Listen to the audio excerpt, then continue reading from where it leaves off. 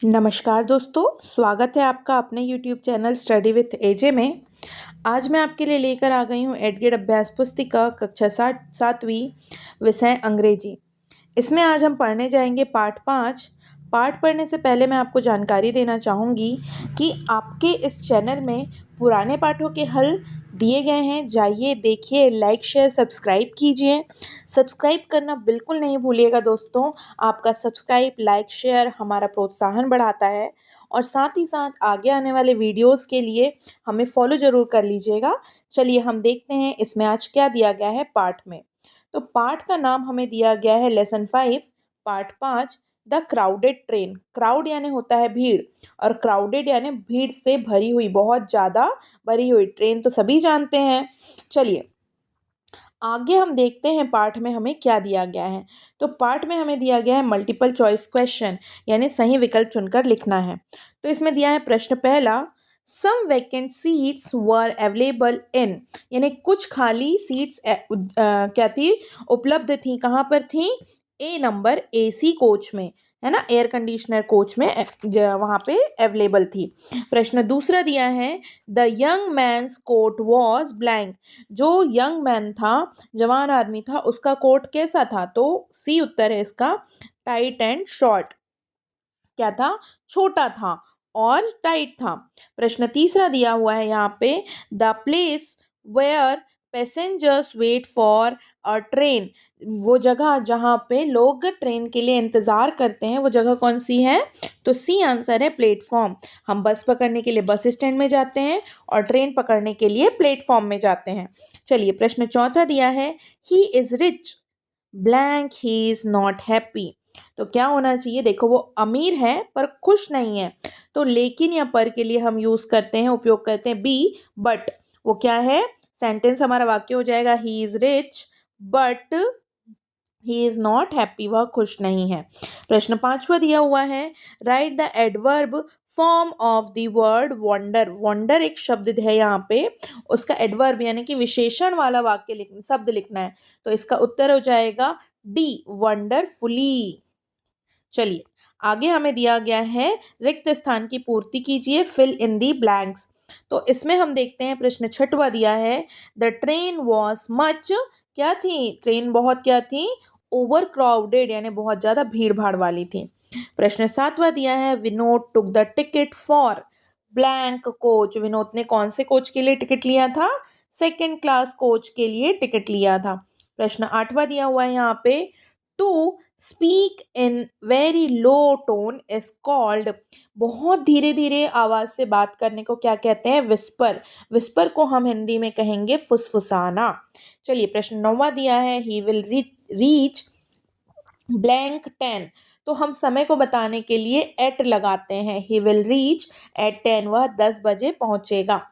चलो प्रश्न दसवां दिया है यहाँ पर, had she been looking blank half an hour. वह किस चीज के लिए देख रही थी आधे घंटे से?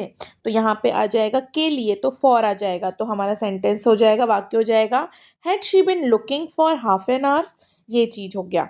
चलिए आगे दिया है वेरी शॉर्ट क्वेश्चन आंसर, जिसके उत्तर आपको एक शब्दों में या एक वाक्य में लिखना है।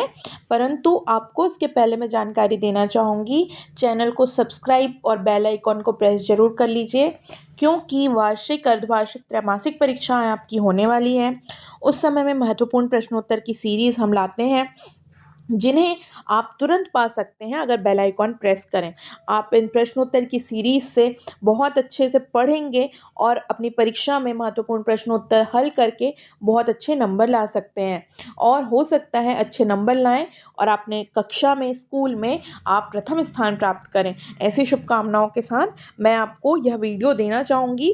तो बच्चों ध्यान से चैनल सब्सक्राइब कर लीजिएगा। चलिए हम देखते हैं आगे क्या दिया है। प्रश्न 11, इसमें दिया गया है वेरी शॉर्ट क्वेश्चन आंसर में, where did Vinod decided travel. तो कहाँ जाने का सोचा था विनोद ने? Vinod decided to travel to Bhopal. Vinod ने भोपाल जाने का सोचा था।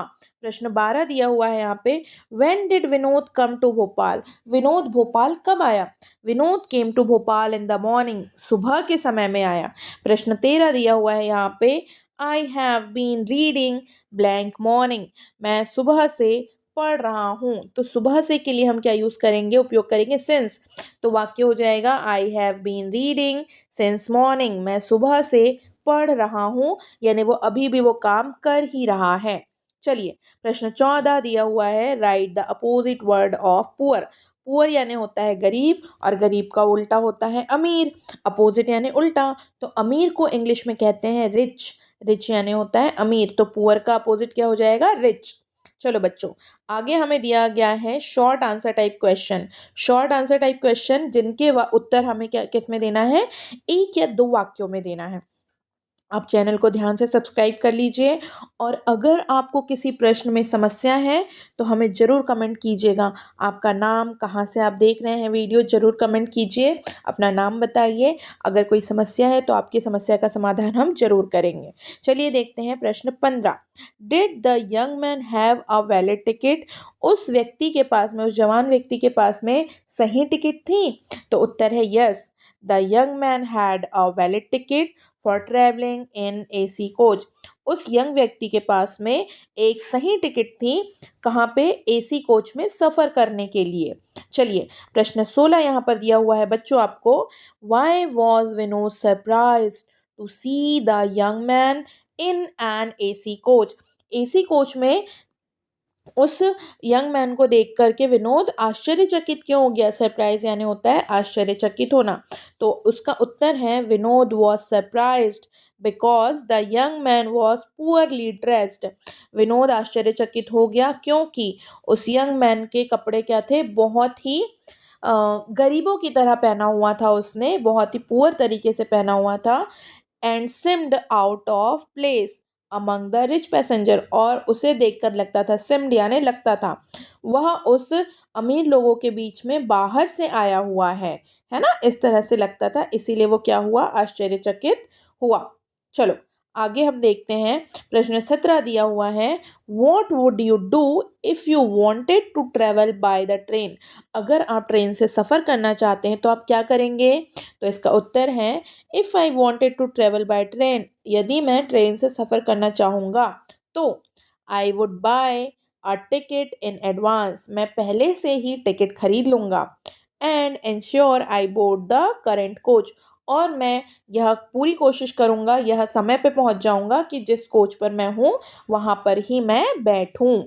चलिए, प्रश्न 18 दिया हुआ है बच्चों यहाँ पर। A black and white cow are grazing in the field. In the field. Grazing यानी होता है चरना, और यहाँ पे हमें बोल रहा है कि अ ब्लैक यानी कि एक है, तो अ के साथ बेटा आर नहीं आता कभी भी। अगर वहाँ पे बहुत सारी होती है ना, सो मैनी हो जाता, तो सो मैनी के साथ में आता है आर। और एक जो है अ के साथ में आता है हमेशा इज। सिंगुलर है ना, तो उसके साथ में इज आता है, और प्लूरल के साथ में आर आता है। तो यहाँ पर यही गलती है, इसे हमें सही करना है। तो हमारा वाक्य हो जाएगा, अ black and white cow is grazing in the field. एक काली और सफ़ेद गाय क्या कर रही है वहाँ पे, चर रही है। ठीक है, आगे हमें दिया है प्रश्न 19, लॉन्ग आंसर टाइप क्वेश्चन। इसके प्रश्नों के उत्तर हमें बड़े बड़े लिखना है, इसलिए इसे लॉन्ग क्वेश्चन आंसर बोला गया है। अगर आपको प्रश्नोत्तर में कहीं भी समस्या आती है, किसी भी प्रश्न में आपको समस्या है, हमें कमेंट करिए, हम आपके समस्या का हल जरूर करेंगे। प्रश्न 19 दिया हुआ है, टाइम टेबल। क्लास दी हुई है 6, 7, 8। टाइम दिया हुआ है यहाँ पे 11 बजे से 11:40 तक, यहाँ पे 6 में लगेगा संस्कृत, 11:40 से 12:20 लगेगा इंग्लिश, 12:20 से 1 तक लगेगा मैथ्स, 1 से 1:40 हिंदी लगेगा, फिर लंच ब्रेक हो जाएगा। फिर उसके बाद 2:10 से 2:50 साइंस लगेगा, 2:50 से 3:50 सोशल साइंस, 3:30 से 4:30 गेम्स होंगे। इसी तरह से 7th में मैथ्स लगेगा, social science, Sanskrit, Hindi, science, English, games, और 8th में लगेगा maths, Sanskrit, social science, science, English, Hindi, games. इस तरह से क्या लगेंगे बच्चों, सारी क्लासेस लगेंगी। तो चलिए हम देखते हैं कि इसमें दिया क्या है। हमें पूछा गया है आंसर दीज क्वेश्चंस।